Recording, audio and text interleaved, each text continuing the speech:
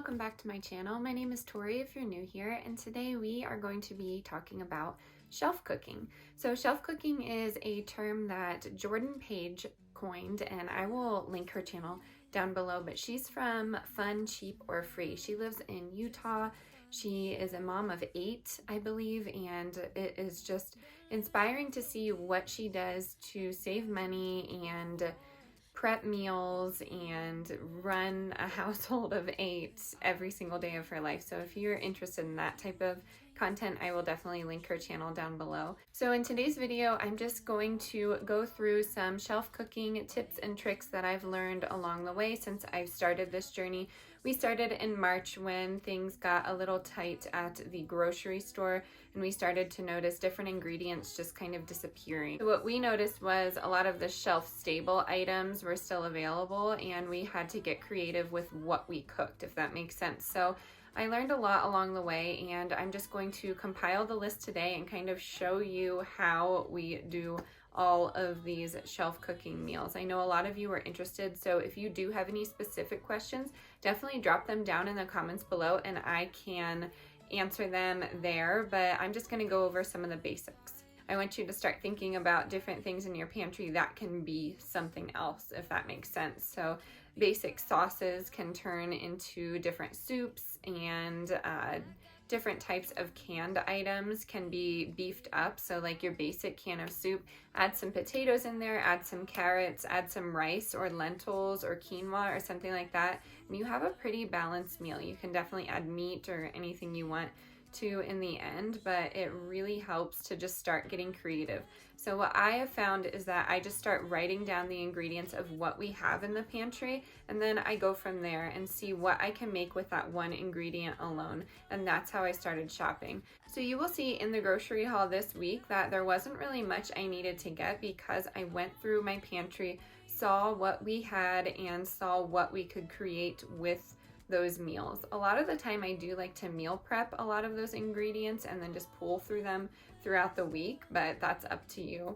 And my husband brought this point up that I just actually didn't even realize, but I take a lot of items like your basic box mac and cheeses and rices and quinoas and quick meals, and I like to beef it up. Jordan Page calls it stretching a meal, but I will show you in this video that I just took your basic boxed macaroni and cheese, put a lot of veggies in there, a lot of kale. I served mine with some hemp hearts and extra broccoli, and then I did some pulled chicken in the crock pot. Chicken this week was 3 pounds for $5, and I think that's a really good deal in my mind just because we can freeze the rest of what we don't use. And keep in mind, I am in Colorado, so those are the prices that we have here. Like I said in the videos in the past, I'm not really a meat eater, so I don't know if that's a good deal, but to me, I think it is because you can make it last for several types of meals throughout the week. So we always meal prep chicken and ground beef for the boys, and they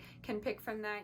Alrighty, so it is a little while later, but I'm just going to pick up where we left off and start to go into what type of items that you should have in your pantry. So when I refer to shelf cooking, I am referring to my pantry as well as the freezer. So if you can get your hands on an extra freezer, this will definitely help you. We do not have one currently, but we are in the works to get one. Let's go over some staples that you should always have in your pantry if you are planning to shelf cook like I do. So you're definitely going to want canned items. I suggest canned beans, canned vegetables that you actually like. And then I'm moving up in my mind my pantry tiers. So the next tier after cans, I have different types of grains. So I always have quick oats, and quick oats are great for breakfast. They can be made into a savory dish for lunch. And then you can also grind up oats and make them into a flour. So you can do that with Cheerios, you can do that with oats, you can do that with hemp seeds. There's a lot of things that you can make into a flour to make into bread or pastas or crusts, or I mean pretty much anything. You can thicken things with flour. And then the next thing is going to be dried beans, dried rice, dried lentils. I always have those in some mason jars sealed tight in my pantry. Those are so adaptable. You can make pretty much anything into a delicious rice dish, in my opinion. You just add some good veggies or a meat or a cheese and you're good to go. It's super filling and very cost efficient. Another thing that I have in my pantry are going to be like canned fishes, like canned tuna or canned salmon. You can buy them in a vegan version as well, but there are many things that you can make with that. On this channel, I've made sushi out of tuna or salmon. I've made little patties or cakes, like a crab cake, but made out of salmon or tuna. You could make tuna salad out of it. There's really a lot that you can do, and they stay on the shelf for a pretty long time. All right, some other things that I have are canned soups and sauces. So soups are great because you can really stretch them, bulk them up. You can add potatoes to them, meats. You can add extra beans to them. Kale really is a great thing to add to soups, but it makes the dish last a while longer. So I will prep a big soup or a curry or some type of simmer in the beginning of the week, and then we just take from it. I put it by itself with crackers, with some homemade bread. I can put it over rice, over quinoa. I could even make it into like a lasagna. I can put it into enchiladas, can put it on a pizza. There's just so many things that you can do with these soups once you thicken them up. And I know that sounds odd to put them into different dishes like that, but you have to get super creative when you are shelf cooking. Other things that I have in my pantry are canned fruits, and those are great because you can make them into jelly and jams. You could put them into pies. If you have a sweet tooth, you can definitely use these just as is. And then once you are done with them, sometimes I don't use the whole can. I'll just put them in an airtight bag and then put them in the freezer. So that's another way to utilize your freezer in this whole shelf cooking journey. Another thing that I wanted to address is when to shelf cook. I'm constantly shelf cooking. I find that I am cooking a lot. It's definitely something that's soothing and relaxing for me personally.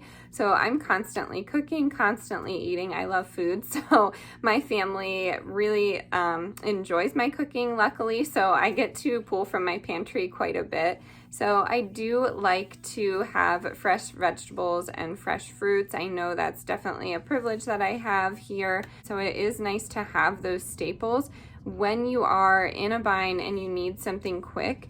And it's not something that happened overnight for me. I definitely have been making dishes over and over and then adapting them to my family's taste, what we like, what we don't like, what we can add next to it, and things like that. And there's definitely a lot of things in the pantry that you can add on top of these dishes to make them extra nutritious. So I'm not saying all of these dishes that I share on the channel are healthy. I know that is a common misconception for my channel. A lot of people are like, oh my goodness, you're so healthy. I do not think that's true. So like I said, we do try and eat clean, but there are a lot of other elements in a healthy living journey. And I'm going to call it a journey because it's definitely not something that's going to happen overnight. I think healthy eating and saving money can go hand in hand. And a lot of the times there's misconception that when you're eating healthy, you're spending a ton of money on all of these supplements and fresh foods and organic produce and things like that. But I feel this has helped our healthy eating journey because I know what's going into most of my foods. So when I start with a base of rice or quinoa and just put a meat and fresh veggies over top of it, or some beans and fresh veggies over top of it, I know what's going into it. So I definitely try and limit our processed consumption, but I do always have them in the back of our cabinet. Another thing that I do have in the pantry are the Knorr sides. You'll see me use those a lot because my kids like them, my husband likes them. I'm not really a fan just because there are dairy ingredients in there, but those are great things to have in the pantry and they're super inexpensive. And I'm going to repeat myself again because there could be some unanswered questions here. If you do have any specific questions about shelf cooking, definitely check out Jordan Page's channel or just ask me in the comments down below. You know I will get to every answer when I have the opportunity to. I hope this helps you think about some things in your pantry that you can work with. I always say shop your pantry before you go and make your grocery list. I think that you will find a surprising amount of items if you get creative. And my mom actually suggested this, and I think it's a really great idea. I want anyone to drop down in the comments below what you have in your pantry that you're just stuck. You don't know what to make with it. It's expiring soon maybe. Maybe you thought you might like it when you saw it in the store, but then it got back to your pantry and you're like, I'm not really sure. I want you to drop the ingredients down below, and it can kind of be like a challenge for me. And I am going to come up with a meal for you that you can serve your family with these ingredients. So good job, Mom. I thought that was a really great idea.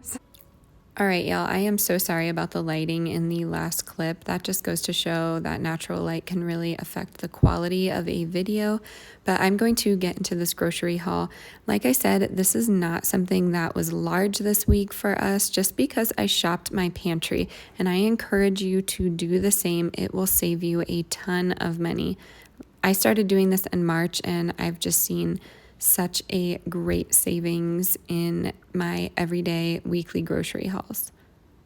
So we got some mini sweet bell peppers, and I got some tomatoes. I got these new chia and quinoa whole wheat wraps. We have some lemons, 3 zucchinis, and 2 cucumbers. We have 3 apples. I have the Sir Kensington's vegan mayo and some enchilada sauce. I got some more plant butter and some plant-based cream cheese.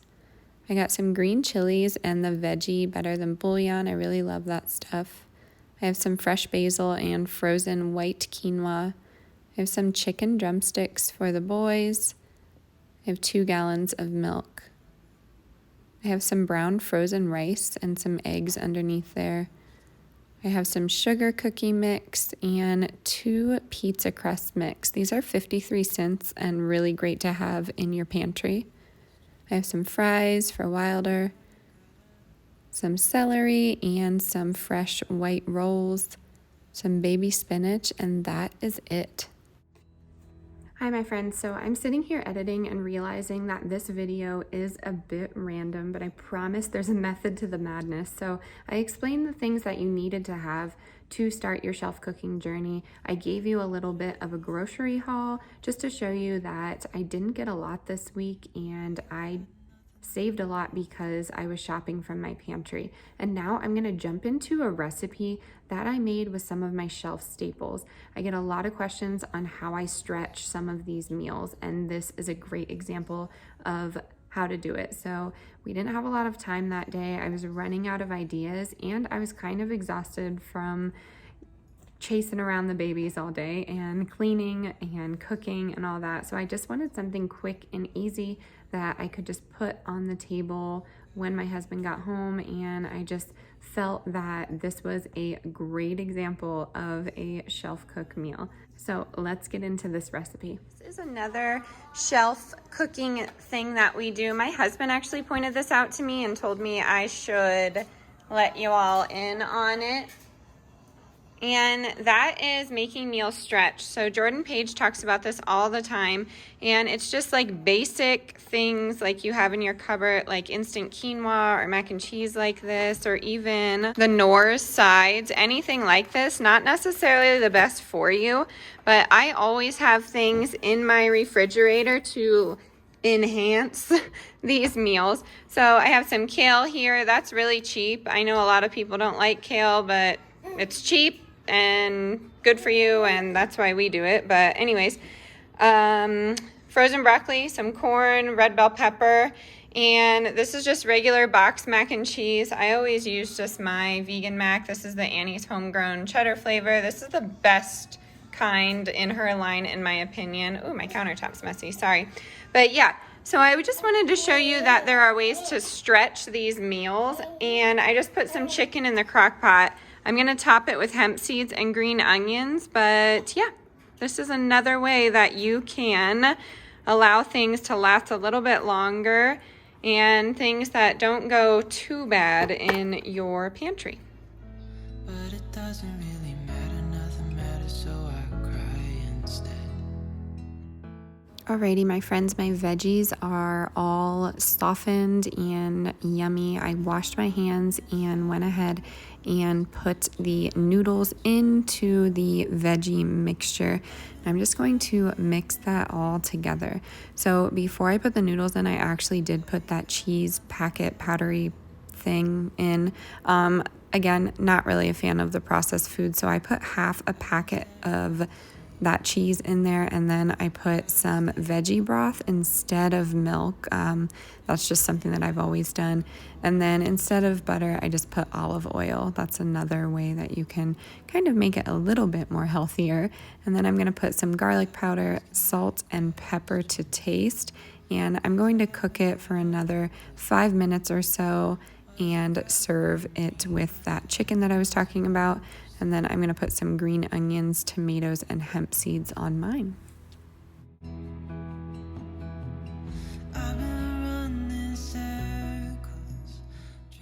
Alrighty, my friends, that is going to do it for today's video. I really hope you enjoyed these tips and tricks. If you do have any specific questions about shelf cooking and ways to implement it in your kitchen, please drop them in the comment box below. Please like, share, subscribe if you haven't already. Stay adventurous, stay creative, and I'll see you next time. Bye.